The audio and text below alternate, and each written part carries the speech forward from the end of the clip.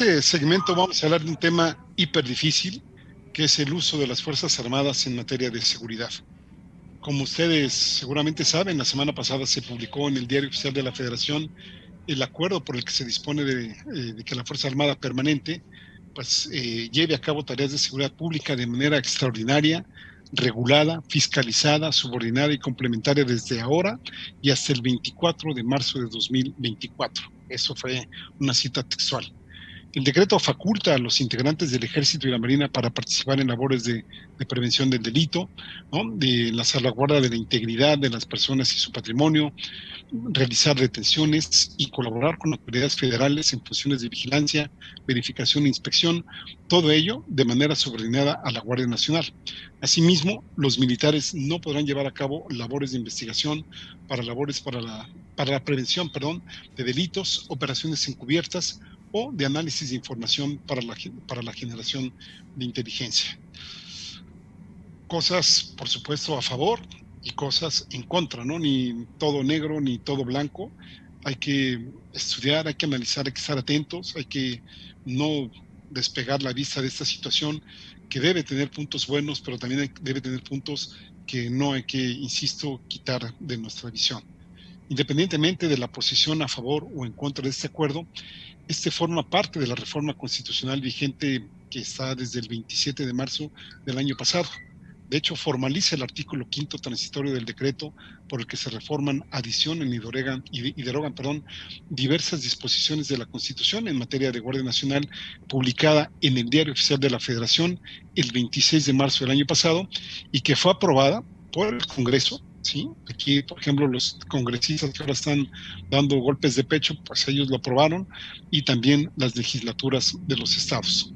Ese 5º transitorio le da la facultad al presidente para disponer de las Fuerzas Armadas en tareas de seguridad pública, lo que, bueno, en todo lo que ya dijimos, ¿no? De que se vaya subordinada, etcétera, etcétera, en tanto que la Guardia Nacional desarrolla su estructura, capacidades e implantación territorial, y que de ello pues solamente el presidente tiene que informar al Senado de acuerdo a lo dispuesto por el artículo 76 constitucional.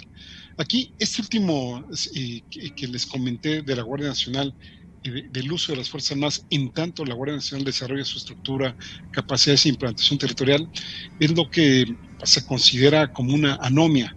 Es decir, podemos darle una lectura desde las dos posturas totalmente distintas.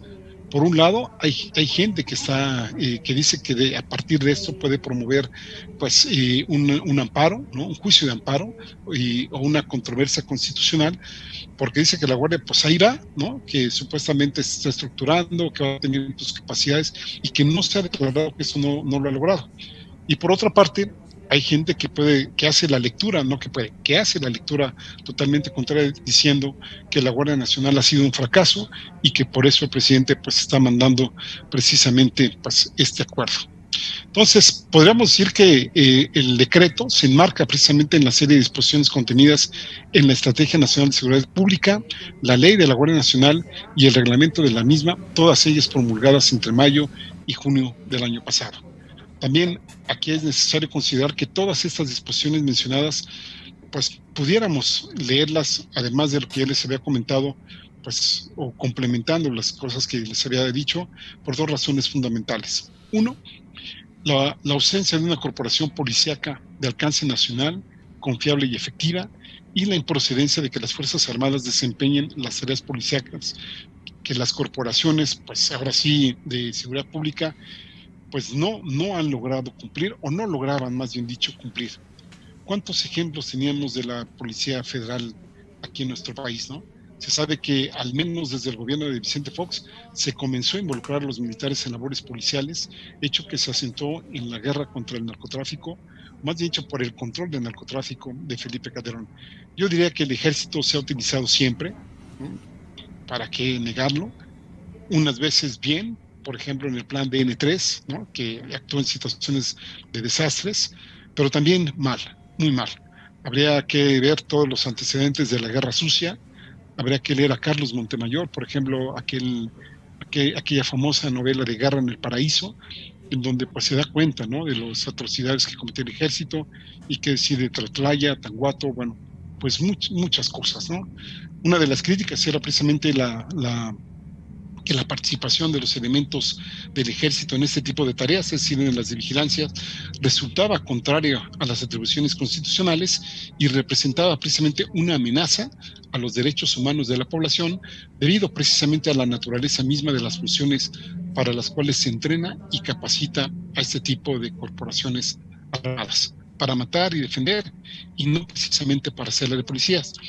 Yo no quiero ser hipócrita, ni mucho menos. Si ustedes recuerdan en los programas que transmitimos desde el sexenio pasado, si mal no recuerdo, inclusive llevábamos estadísticas de lo que era el índice de letalidad, que quiere decir que en los enfrentamientos usualmente pues hay heridos, ¿no? Heridos, detenidos, etcétera, y en la gran mayoría de las actuaciones en que se dio cuenta el ejército mexicano y en algunas ocasiones de la Secretaría de Marina, pues no había heridos, todos eran muertos, todos resultaban fallecidos, y pues 40 muertos de un lado y uno del otro, 30 de uno y uno del otro, etcétera, ¿no?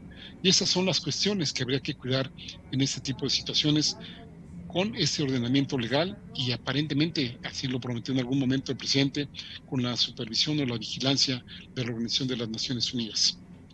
Entonces, sí es preocupante que se prolongue por el resto del sexenio la presencia de las Fuerzas Armadas en tareas de seguridad pública.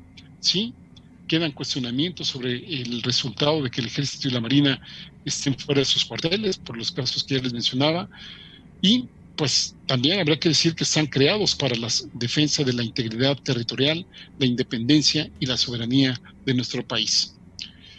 Pero también ahí está lo otro, ¿no? Aquí, aquí habría que decir también que los militares no han dejado de estar presentes en las tareas de seguridad, insistimos, desde hace varios sexenios atrás.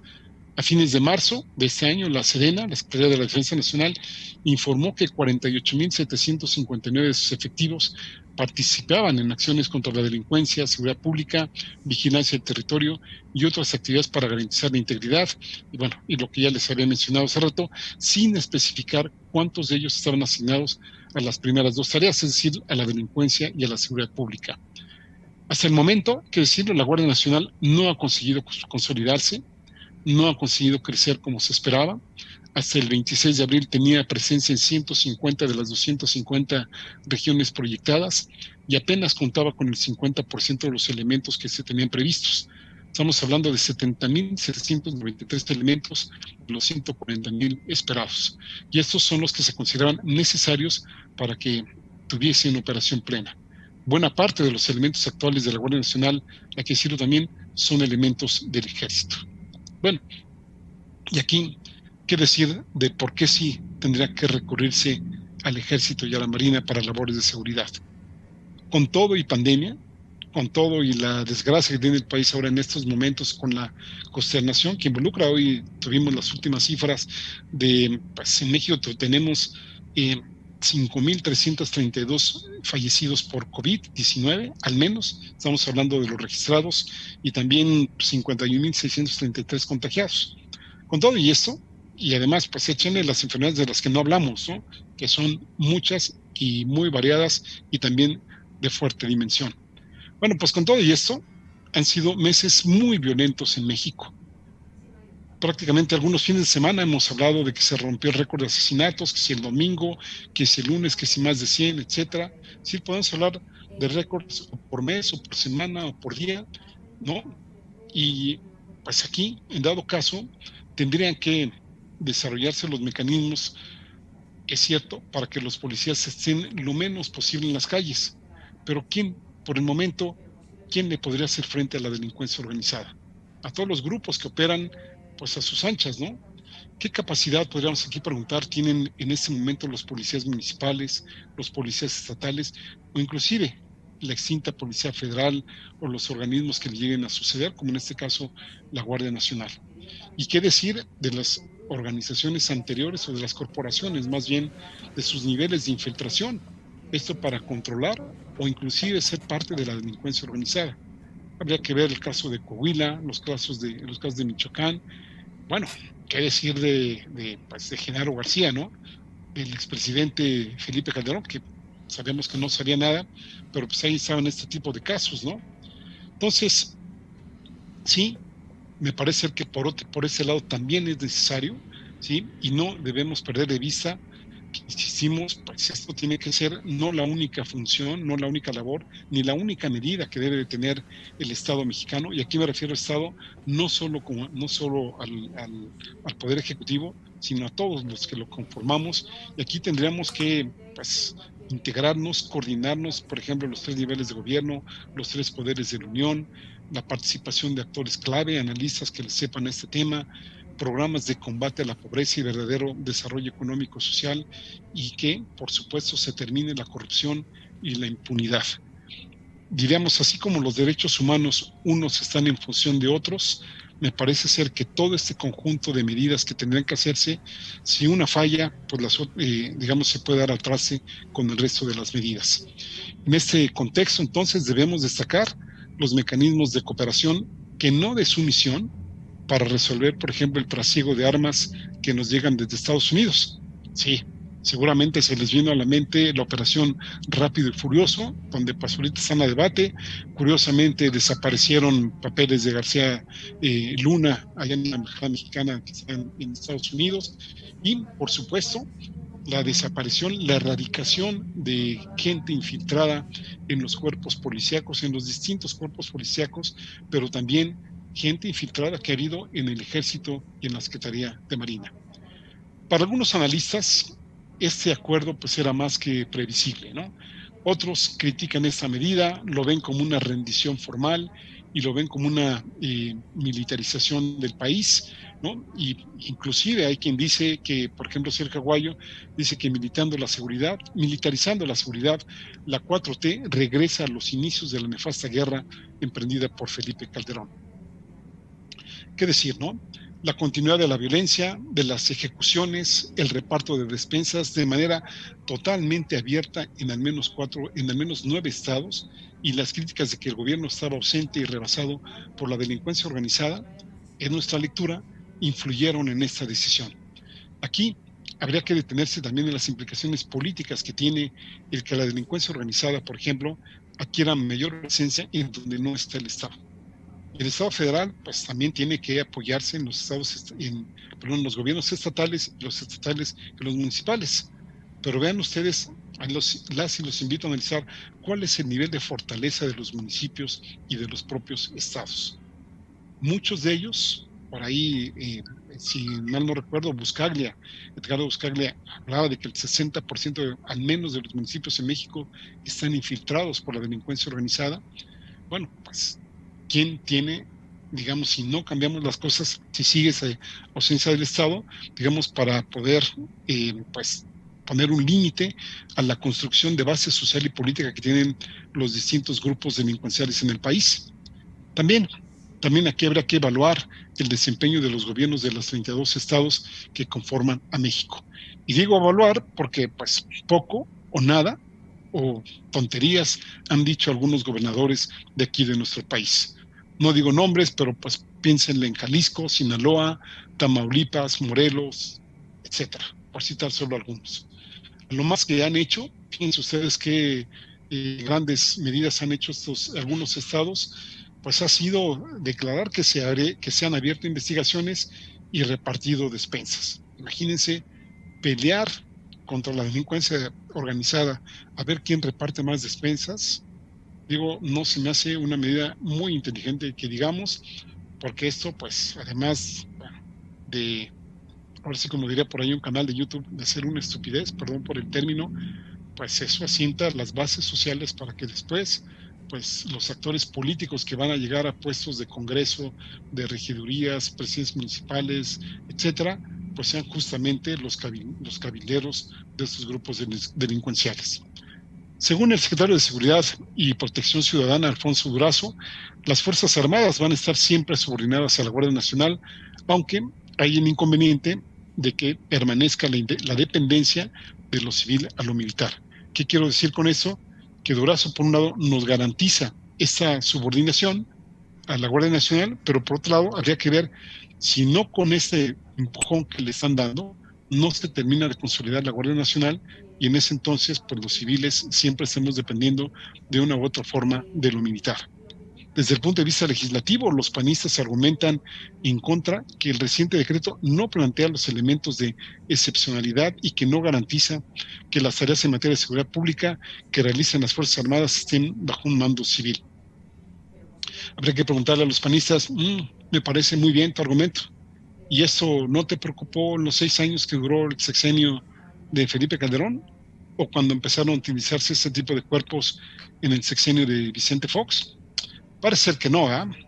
Bueno, y aquí siguiendo, digamos, con un recuento de los actores, que por supuesto no es una lista exhaustiva, también podríamos citar a la postura de la Comisión Nacional de Derechos Humanos, que también rechazó el acuerdo debido a los graves riesgos para el respeto y la garantía de los derechos humanos, así como la posibilidad de que la participación de las Fuerzas Armadas sea ya pues, permanente. ¿Qué quiere decir la Comisión Nacional de Derechos Humanos?